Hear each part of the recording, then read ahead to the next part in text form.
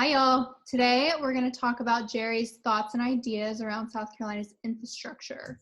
So, Jerry, what do you think about the legislature's previous action to add cents to the gas tax over the next few years?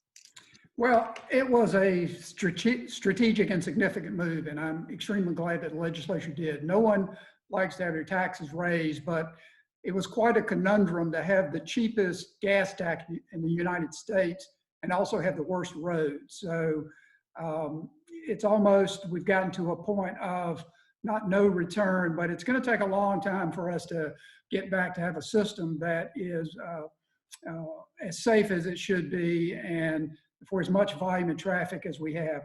South Carolina has something over 77,000 miles of roadway. And the American Society of Civil Engineers annually does a report card on roads and infrastructure for each state. And South Carolina has a D+.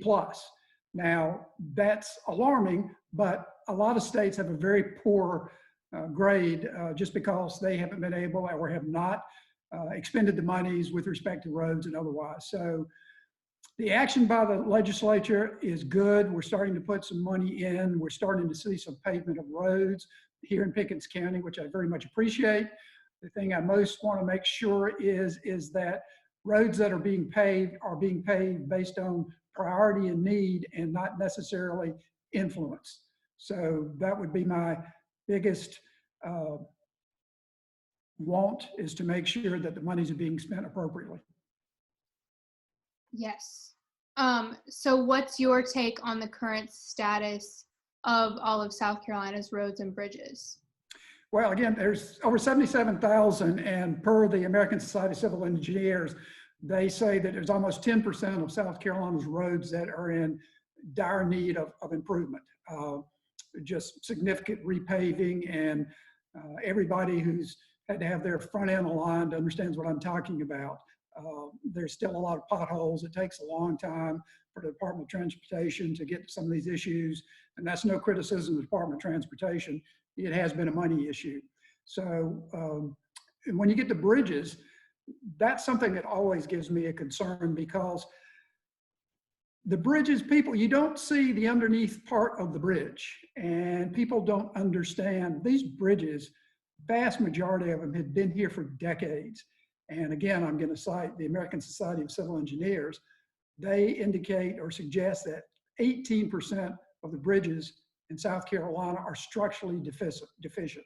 So that should give you pause. I mean, there's rust, there's corrosion, there's everything, has to do with things don't last forever.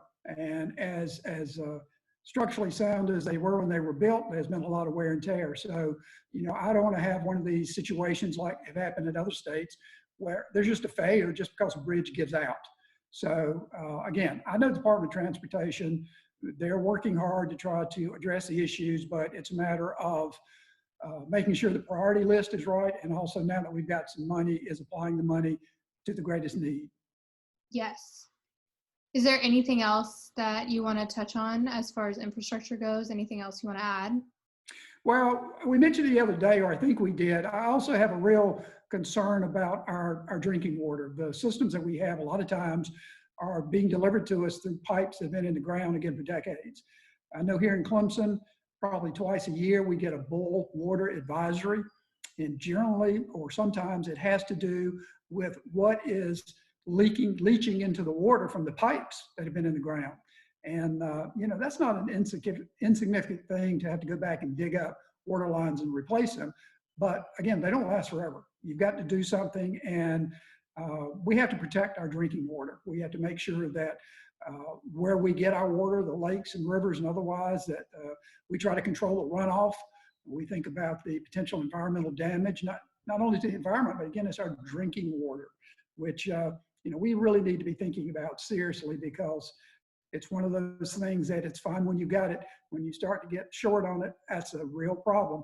And the only thing people need to do is think about the times we're in now with the COVID virus.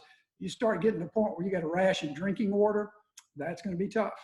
So, we need to move forward. I applaud the General Assembly for taking the action.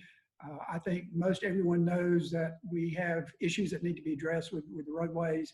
And it would be my hope to use my experience working with the National Association for Engineers, the knowledge that I've learned, to be able to apply that and use that to the benefit of the citizens of this district.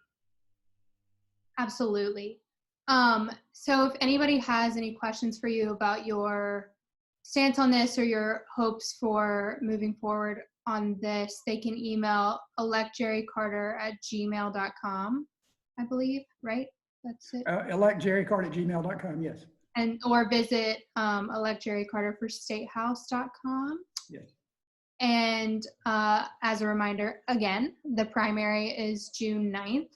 And if you need to apply for an absentee ballot, I think that was extended, wasn't it? You can do it up until June 5th, which is 2 days before the primary. You can actually get it. But yeah, it's something that's coming fast approaching. You need to go ahead and take action. For sure. So again, we hope you guys get out and vote. And if you have any questions, check out the campaign website, which we'll link below. So thanks, Jerry. Thank you, Al.